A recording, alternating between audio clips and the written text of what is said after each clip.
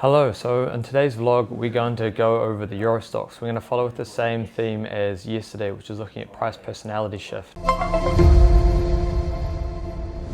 I haven't traded EuroStoxx since it moved to half a tick, so this is like a good learning experience for me, just like something part of my day. Let's go to the charts and I'll show you what we're going to look at. So here we're looking at the EuroStoxx 30 minute. Now this is the high since COVID.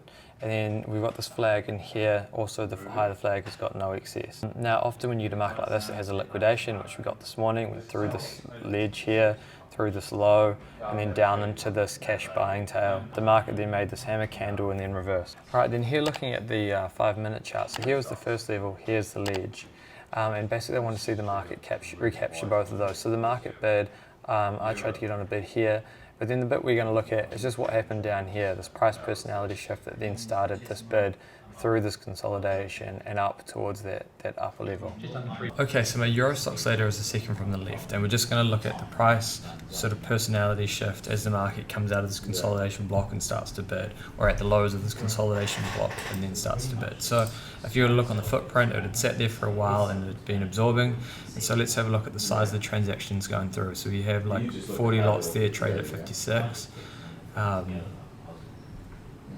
One lot up. So we're watching at 4 times speed just because this market's quite slow. I wish there was 3, which would probably be perfect, but there was like a 12, 16, and this is down at the sort of like 55.5 level, near the lows of this consolidation block. The level I was interested in that the market had to kind of recapture was this 57.5, and so now we've got a bit of a bid. There was 74 lots there, then 27, 53, trade at 56, now 53 bought at 57s, then a bit of selling, 26 trade at 57s, one lot into 57.5, then the market's just come down a few prices, so quite likely that the bid was being pulled there. So now we've got the difference. There was 200 then 100 the price above. Now the market's traded right back up to that 57.5, got 91 trade at 56.5, now it's 94. 95, 99, 47, and then 70 up into 57.5, 150-ish, absorbed at 56.5. Market's still staying bid. So 73 at the 57.5, now it's bidding over the top. There was like 13 lots that came up, 15 back down. Alright, and then you see price going in now, so again, like I think it was like 78 or something, then like 150-ish. And now when the offer comes back, there was like 120 absorbed at 58.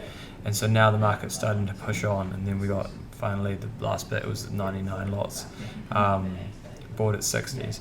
So what we were looking at there was just how the market went from sort of trading kind of 7 to 60 lots of price, and then it drove up, came back down and started absorbing and then clipping hundreds, 90, 80, 120, 150, and that was a total change to what we saw before.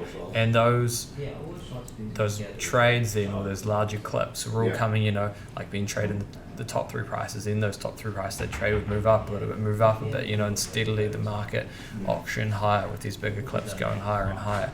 And so that was the price personality shift that created the next leg of this bid. So reviewing the ladders is an important part of my routine. I do it almost daily, depending on what I want to learn. And what it does, it just allows me to understand the order flow and how that order flow goes with what pattern or what candlestick or what structure, and then it allows me to execute with more confidence next time I see it.